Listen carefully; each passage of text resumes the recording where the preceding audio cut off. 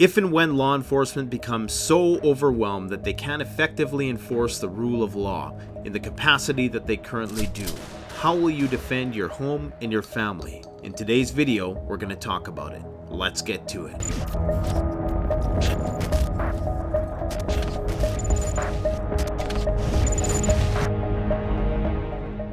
In my last video, I talked about how emergency services are going to be stretched thin if this outbreak continues. Police are going to be short-staffed, they're going to be overworked, they're going to be more reluctant to engage certain criminals out of fear of contracting the virus. And this is all contingent upon you getting through to 911 in the first place, because we all know the phone lines are probably going to be jammed if it gets really bad, considering that in many places they're jammed already. Now, I'm not a security expert. I'm just a guy who thinks about this stuff all the time. So I don't claim that my approach is superior or that it trumps any other home security strategy. It's simply my own strategy that I want to share with you today.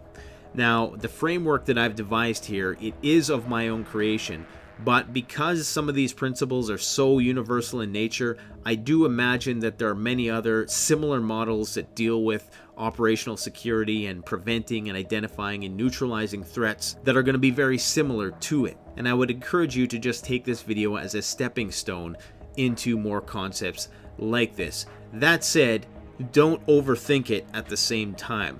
Do what you feel you have to do in these situations, because nobody knows your situation better than you. Now, I also want to say that home security needn't be an expensive endeavor that's going to break the bank. And although you can spend thousands of dollars fortifying your home against deviant individuals, there are many cost-effective options out there. I'm going to discuss these options on here, and I'm going to post links in the description. I can't guarantee that Amazon is going to be shipping them because they've prioritized the shipping of certain items, but it's worth a shot if you don't have them already. Now, the first thing you should do, whether it's an SHTF situation and you don't think the police are coming or not, is phone 911. Just do it. Put your phone on the ground or whatever so they can hear what's going on. If you're cornered and you can't get out of that place, at least let it ring or let it stay on hold or whatever they got you on, so when the operator does pick up, they can hear what's going down in the background. Now, in my opinion, there are three key aspects to home defense and three capabilities that you want to have in a home defense situation.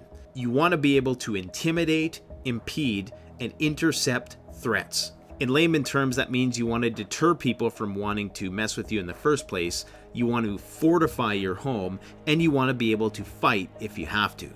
Now, if the situation requires you to fight, there are three things that you want most of all. That is time, information on the invaders, and capability. And above all else, the most important factor is probably training. We'll talk about that more in a minute. If you have these three things, time, information, capability, you as an individual in your own home that you know can take on a sizable group. Because remember that in battle, the defending army, if properly prepared, typically has a 3-to-1 advantage over an attacker. This means that invading armies would typically incur 3 times the casualties. So know that right from the get-go, if properly prepared, you have a supreme advantage. This, of course, depends on what the end goal of the invader is. They may or may not have an interest in harming you. They may just want what you have, or they may be full of malicious psychopathic intent. If their goal is just to steal from you, they likely aren't even going to bother with a fight. But if their goal is beyond that, prepare for a fight.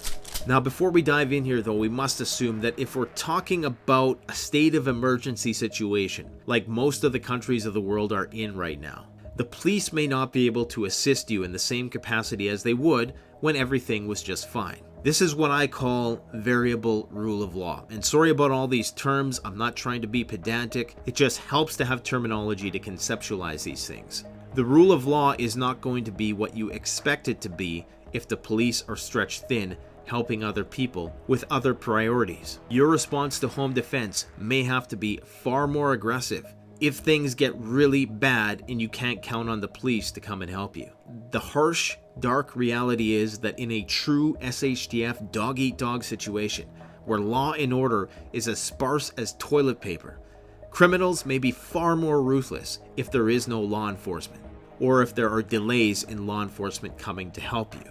This is something you need to take into consideration. You need to know what stage of the game you are in your specific place. And as we're seeing around the world, that varies from city to city right now.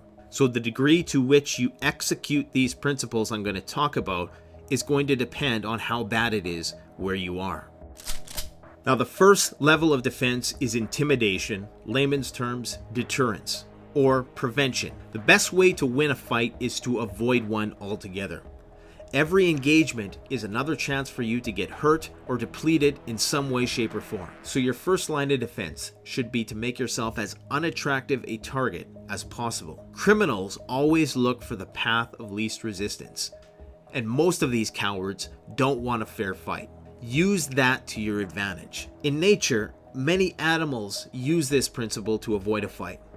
Think about the feathers of a peacock to make itself appear bigger than it actually is, or those butterflies with the eyes on their wings used to intimidate the prey. In the same way, this is also the principle of bodybuilding. Bodybuilders look pretty scary when you look at them, but the reality is most of them probably don't know how to fight unless they've had mixed martial arts training or martial arts training or boxing. But even in spite of that, most people don't want to mess with them anyways, simply by virtue of how they look. So don't be an attractive target. The strategy you use here is going to be very different if you live in an isolated community, like out in a rural environment on an acreage, versus a suburb versus an inner city. And we're going to talk about that a bit more in a minute. The key things to be mindful of here are the following: signage and subterfuge. Subterfuge is basically the principle of using deception to fool your enemy. A simple warning sign, even if it's a fake one, and even if criminals know it's a fake sign, like a fake security sign or something like that, at least they know that you are security minded. This is a step above the average person, and a criminal will recognize this, if only in a passing way, and they will factor that into whether or not they want to make you a target. Now, some examples of threat deterrent signs are things like a no trespassing sign. Pretty simple. Or a sign that says dog in yard. Maybe you don't even have a dog in the yard. A security system company sign. Or even comedic signs like don't fear the dog, fear the owner.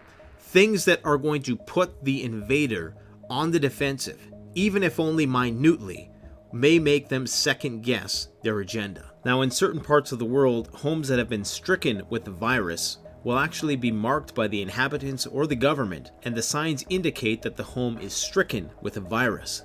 As stupid as some criminals may be, many of them will likely want to avoid this. The short of it is, if it does get that bad, plastering your home with biohazard symbols may be an effective deterrent.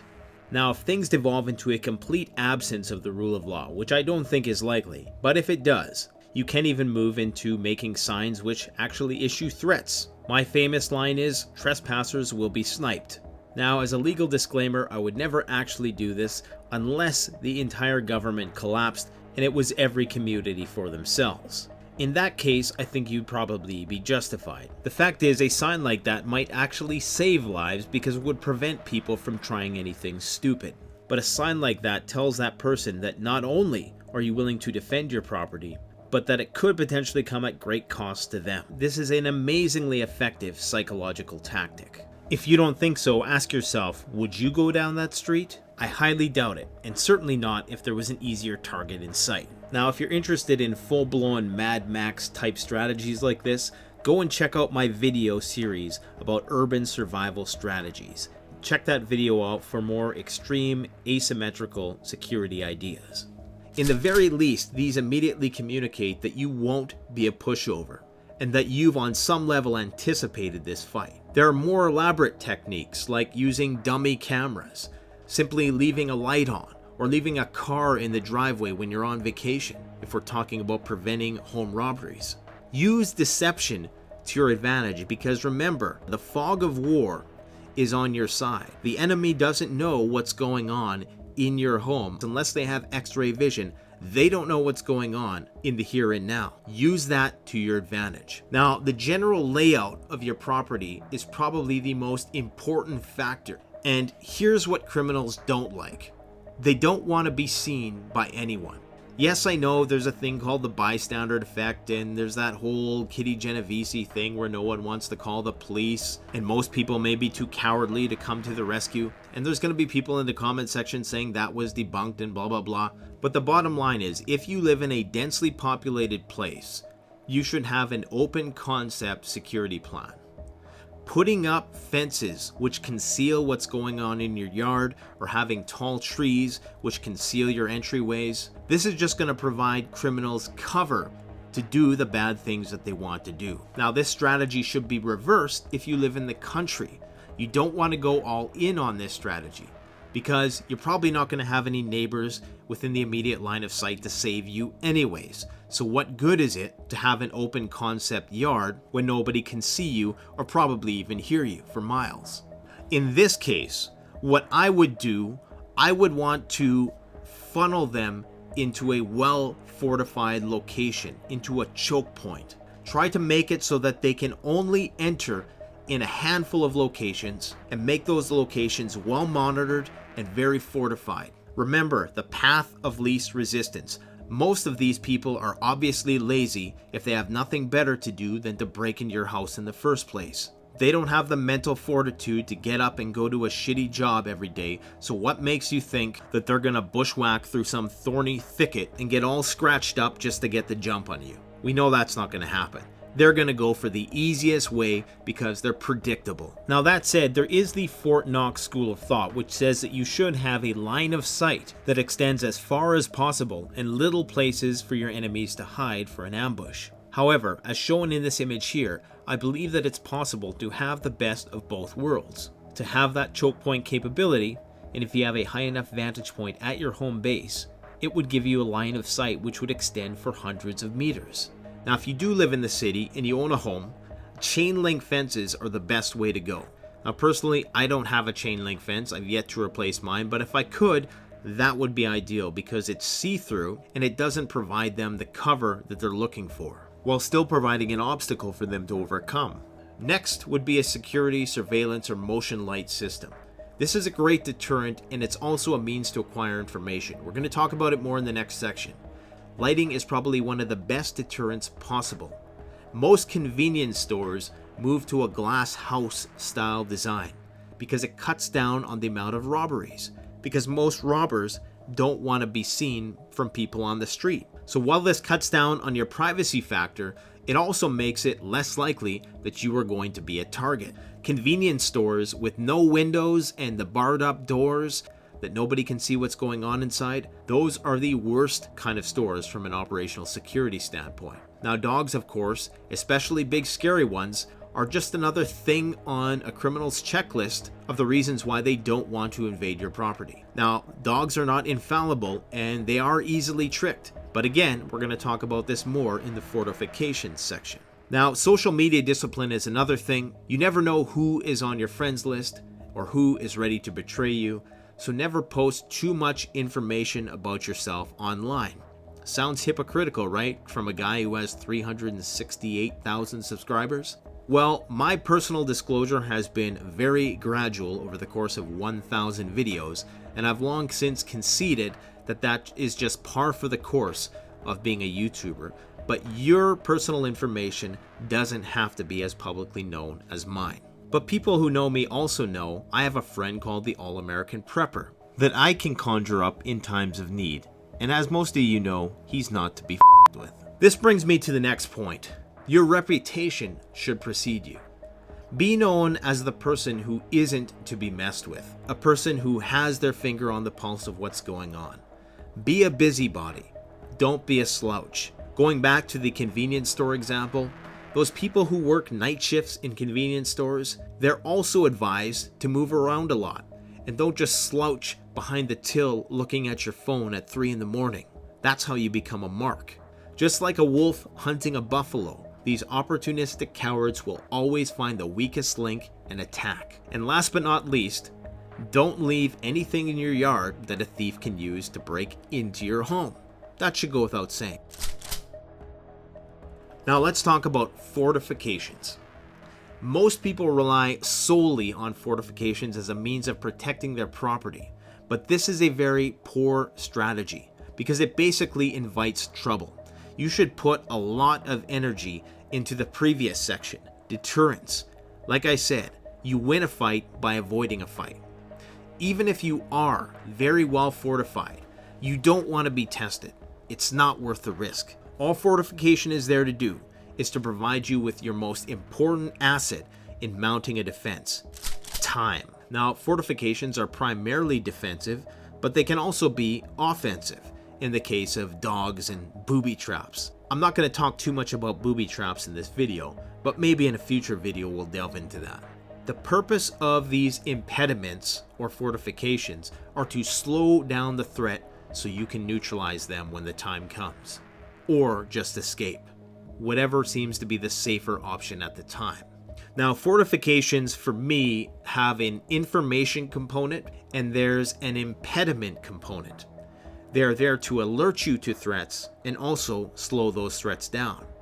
So first and foremost, for me anyways, a home surveillance system or some kind of detection system is a great deterrent and provides you with critical information about the characteristics of the people who are trying to invade your home. Now, many modern home surveillance systems have built-in motion sensors which can notify you when there's unwanted movement on your property. Never mind that simply having a camera there in the first place is a deterrent, but they can also provide you this vital information about how many people you're dealing with, what the nature of those people are, whether they have weapons, etc.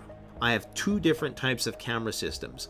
One camera system will notify me when there's movement on my property. I get this notification through my smartphone, which relays that information to my smartwatch. So I get it 24/7 whether I'm sleeping or not, and I'm a very light sleeper.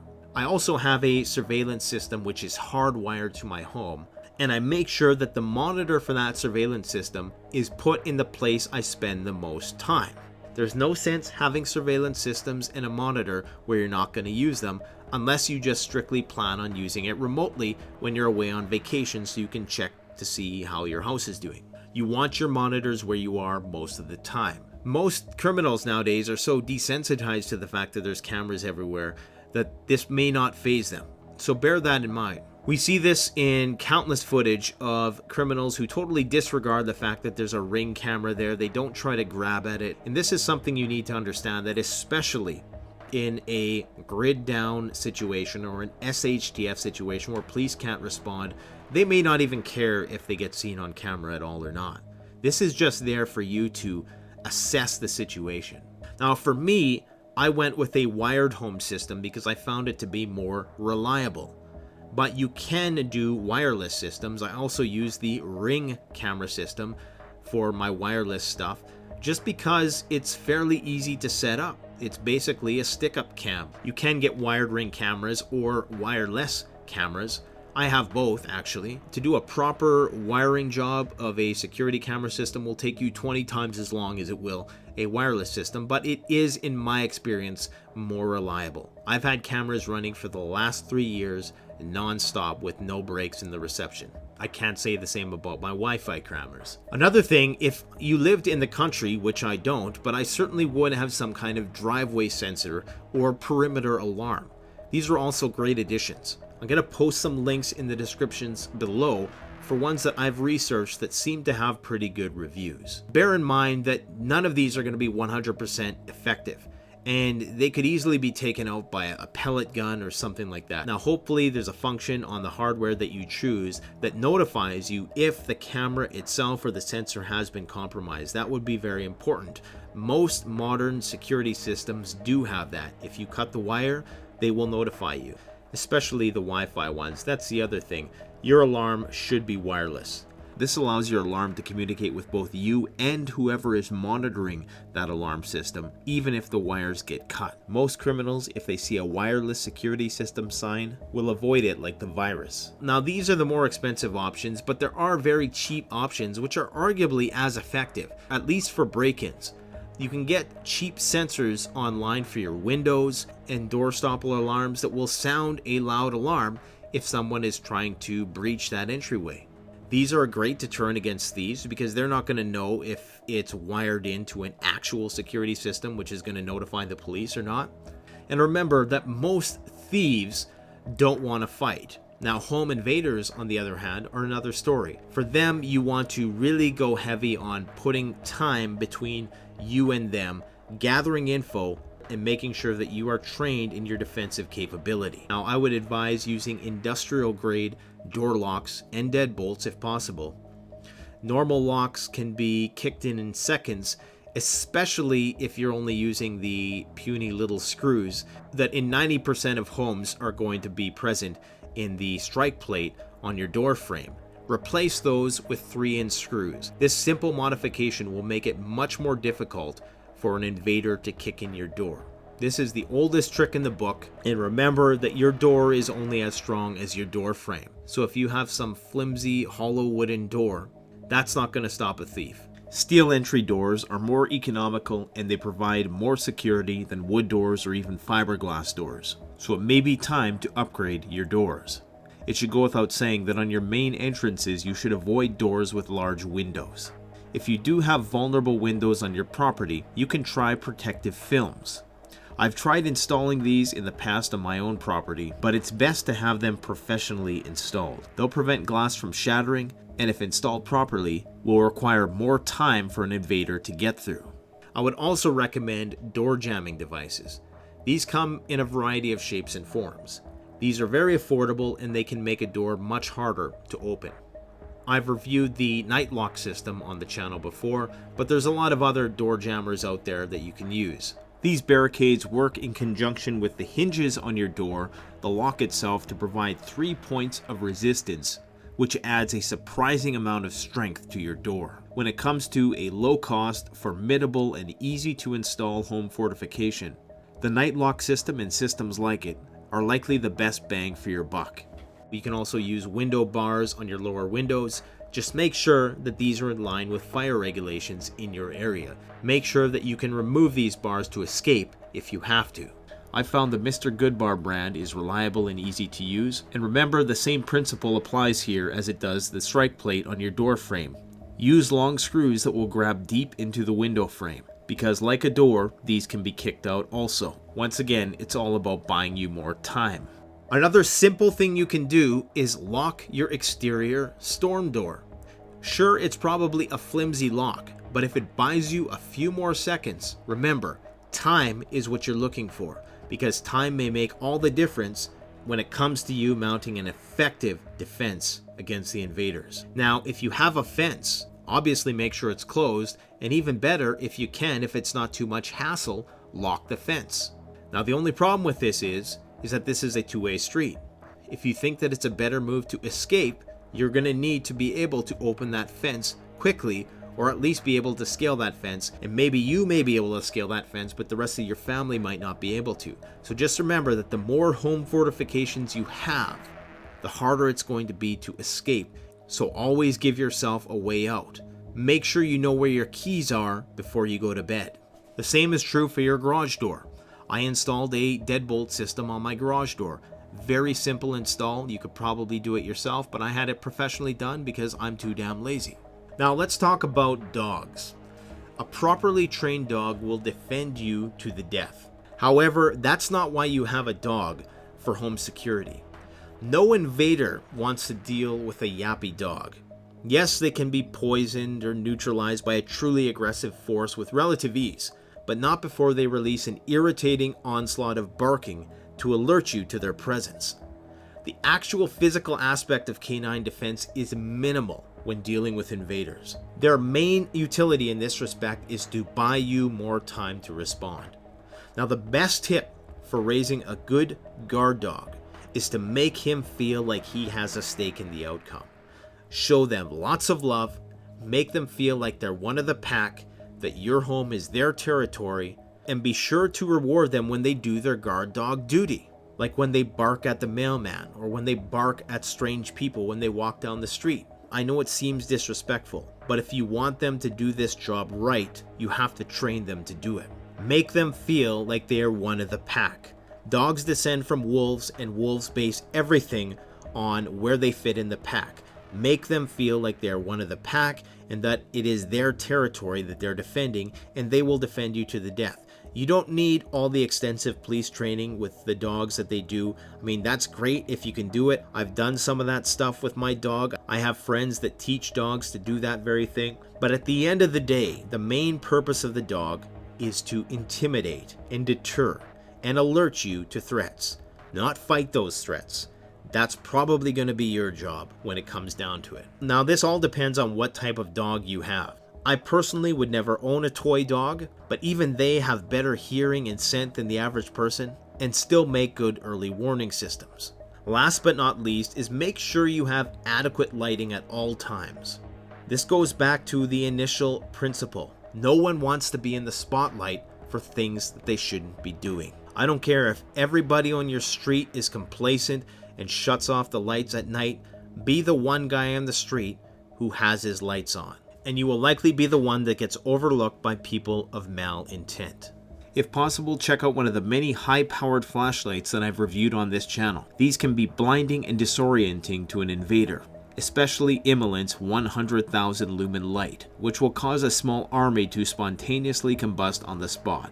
Well, not exactly, but you get the point. Now, in terms of protecting yourself against bullets of a variety of calibers when in your home, I'm going to refer you to Paul Harrell's channel. He's done a lot of excellent videos on this topic. One of the things that he found was that books were surprisingly useful as a shield against bullets. But your door and your walls, even if made of concrete against a high-powered rifle, will not win. This is where, if you have it at your disposal, body armor is priceless. Now, last but not least is sandbags.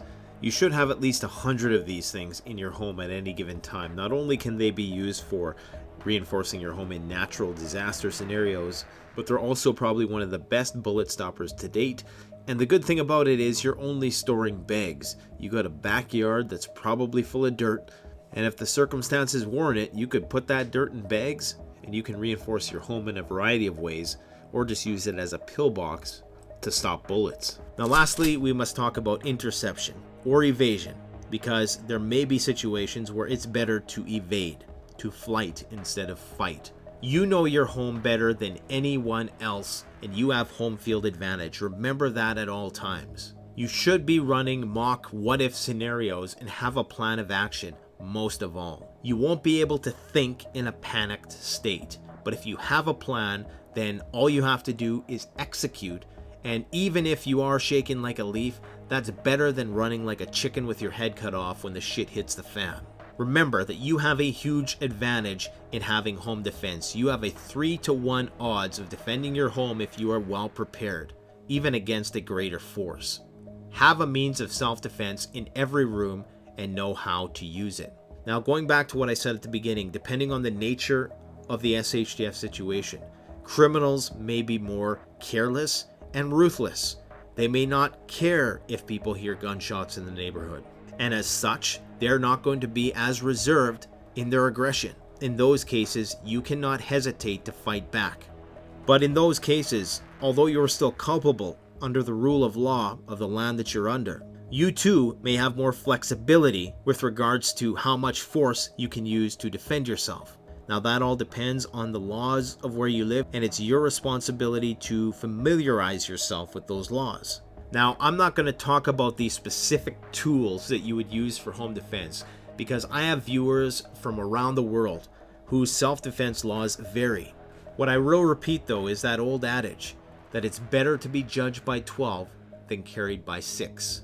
If you do plan on using a self-defense tool, have a plan and do a drill in the same way you would a fire drill. And most importantly, know where they are and how to use them. But because we're on the topic of fighting back, why not talk about some specific weapons? For a melee weapon, especially in tight quarters, I would be reluctant to employ any tool that required swinging. Now again, this is just my opinion based on countless thought experiments that I've done. This really does depend a lot on the layout of your home. The self-defense tool that you employ should match the space that you're using it in, and for that reason, you might want to have different self-defense tools in different places of the house at the ready. Good luck swinging an axe in a hallway. So for example, if you are in a hallway, nothing's going to beat a spear and a shield, in my opinion. It sounds crazy, but think about it. It puts distance between you and the attacker. You're probably not going to be able to swing. They're not going to have any place to go. Now, obviously, this all rides on them not having a firearm, because if they do, you're toast. We all know that. We're talking about close quarters defense here. This recommendation is only valid if your country prohibits the use of ranged weapons or has restrictions on how they can be employed for self-defense. So I get it. Your ideal form of self-defense tool is going to be a firearm. We all know that. But in some cases, that may not be accessible, or in some places, it's against the law. It is what it is. We have to cover our bases with videos like these. Now, if I did want a swinging style melee weapon, I probably would be wielding a cold steel tomahawk or some tomahawk of the sort. This is the only tomahawk that I've owned, and I can tell you, it's a badass tomahawk. They're cheap, and by God do they seem like they would be very effective for the task at hand. But remember, disclaim, safety first, and only do things which are legal. Hell, if you feel comfortable, consult with local law enforcement about what your rights are for home defense. Get it right from the horse's mouth so there's no confusion about it. Now, I have many other tools at my disposal, from samurai swords to knives and batons and other throwing implements, shooting implements, but if I had to go Mad Max, melee style would be the tomahawk and the spear faux show. Now, if you live in a country where ranged weapons are prohibited, you may still be able to get a crossbow, but they are better than bows, even though a good recurve bow and someone with a good shot is as lethal as a crossbow, especially at short range. Once again, we're talking strictly about self-defense here. Now again, we must separate the fact from the fantasy. If you employ good intimidation and impediment tactics, you will likely never have to intercept the threat in the first place. But if you do, you must above all else have a plan. A simple kitchen knife and a frying pan is probably better than a closet full of ammo and a GUN that's locked in a safe with no plan. Think about it. So remember, the most important things: putting time between you and the enemy, getting information on them, having situational awareness, show that you are not to be messed with, be a good steward of your neighborhood, know all the inroads and side roads and back roads that lead into your home, and finally, have the capability to defend yourself when the time comes. Overall, you knit these three things together with training, and in my opinion, that's probably as good as it's going to get. So remember, your goal is to intimidate, impede, and intercept. Beyond that, it's time, information, and capability. Let me know what your strategies are for home defense in the comments section. Let's come together as a community and talk about home defense in a lockdown quarantine situation where the 911 response may be significantly delayed. Thanks for watching. Don't forget to like, comment, subscribe. If you enjoyed the video, don't forget links to all the items I discussed in this video are in the description. Going through those links helps support the channel. Thanks for watching, guys. Stay safe out there. Treat this seriously, because you can contract this virus. Soon it won't just be on TV. Soon it will be in your neighborhood, so you need to stay safe. The best way to support this channel is to support yourself by gearing up at CanadianPreparedness.com, your one-stop shop for premium, high-quality, brand-name products that have been tried and tested by myself and other YouTube gear reviewers. My subscribers save 10% off by using the coupon code SURVIVALPREPPER. All one word in all caps.